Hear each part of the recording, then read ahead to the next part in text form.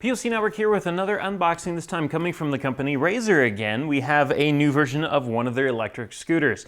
Earlier in the year, we actually tested out something similar to this. It was called the E-Prime, and it was a fantastic scooter. It has plenty of life to it. It is fast, even for adults, which is pretty cool. It's designed for kids, 14 and up. You have a max rider weight of 176 pounds. Some of us are a little bit higher than that. I myself, I'm a little heavy at 190. And despite that, including, I believe the max weight we put on this was around like 210 maybe. And it was a fast scooter. Despite that, it was really nice. In fact, we loved everything about it for the most part, except for the fact that, it was solid tires, so it was a little bit of a rough ride when you're not on a perfectly smooth flat surface. And where are you going to find a perfectly smooth flat surface? Especially when, a lot of, depending on where you live, you're riding in the streets, or if you are able to ride on the sidewalks, the sidewalks aren't perfect. They got lines everywhere, so dunk, dunk, dunk, dunk, dunk, dunk, dunk, dunk. But today we have the solution for that. This is Razor's answer. This is the new version of the Prime. This is called the Prime Air, the E-Prime Air.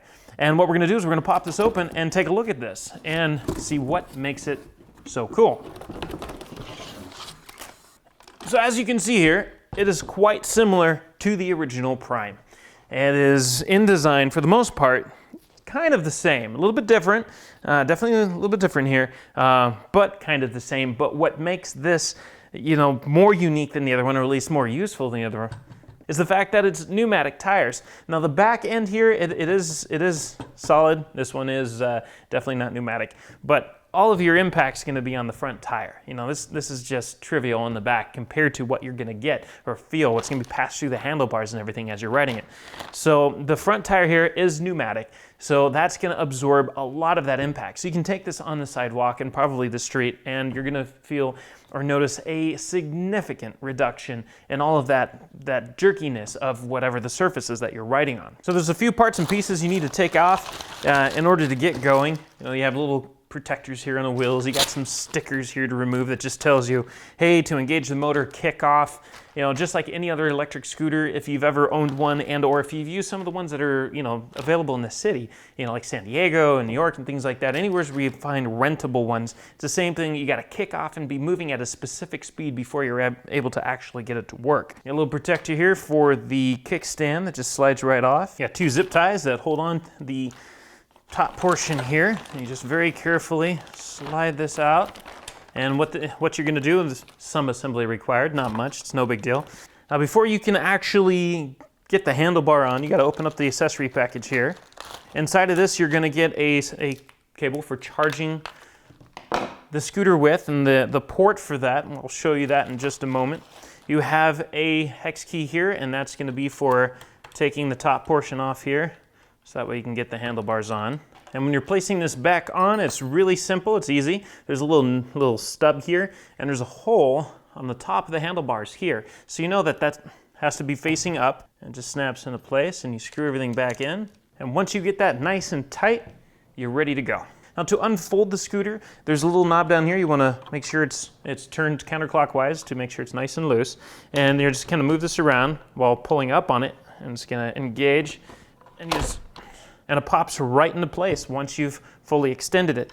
Kickstand's here, and this is it. There's a top portion right here. You pop this right here and unscrew this. This pops up, and there's a little stub here, typical little nibble thing that pops out through a hole here and locks it into place. And then you just clamp that down once you're ready. Now this allows you to adjust the height of the handlebar. So depending on your own height, you can bring it up higher, bring it up lower. There's only one spot for the little nipple thing to pop out to help reinforce it. It's kind of like the default height. It's going to work for a lot of people, but if it doesn't, then you're just going to skip that. Just bring it to the height you want. And what you're going to do is when you unlatch this, kind of give it a couple turns, if you have to, maybe at least one turn to help tighten that bolt right there. And then when you clamp that down, it's going to give it some extra support. So that way, since you don't have that backup little nipple thing sticking out here, it's not going to slide on you, and fall down as you're riding on the scooter.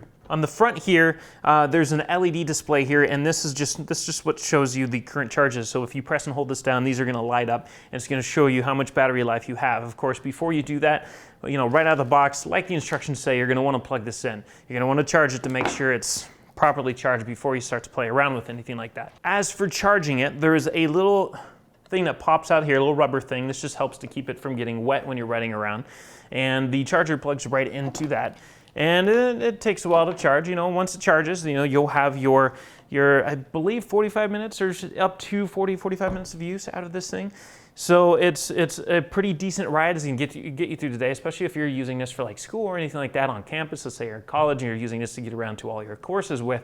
It'll generally probably last you all day long and get you back to your dorm safely, where you can charge it overnight and have it ready for the next morning. Now the throttle and the brake up here, these things are electric, and you just push them down with your thumb as you're using it. You know, you can, and it's variable. So as you push down the throttle, you go faster and faster until you max out all the way down. And then the brake is just the brake. You engage the brake by pulling that lever down with your thumb. And then of course you also have this right here, which is really nice here. This used to be an electric brake, but now it looks like it comes all the way down onto the tire. So what that's going to do is going to give you a lot more stopping power if you decide to hit this with the back of your foot. You just kind of lean down on it, and it's going to give you a nice solid brake. So the electric brake is going to be nice. Of course, electric brake's going to use up battery power, and then this back here is going to be a manual brake. It's going to use up no battery power, and it's going to give you plenty of stopping power compared to what this is. So if you want to stop slow, use this. If you want to stop a little bit quicker,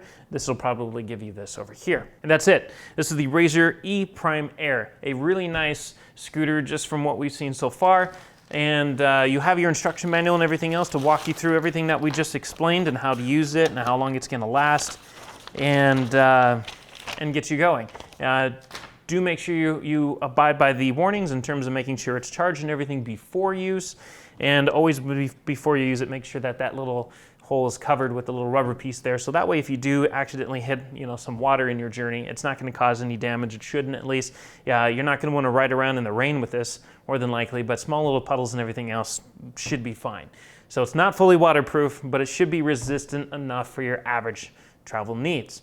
So go check it out, POCnetwork.net. We're going to have a whole story about this later on once we've had the opportunity to test this out and let you know what we think about it. We are definitely going to make use of this.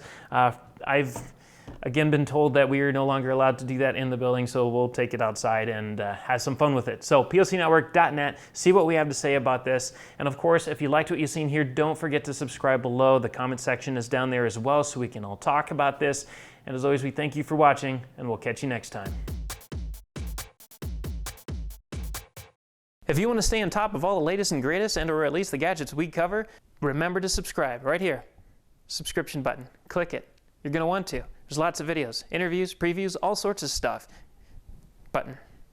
Click it.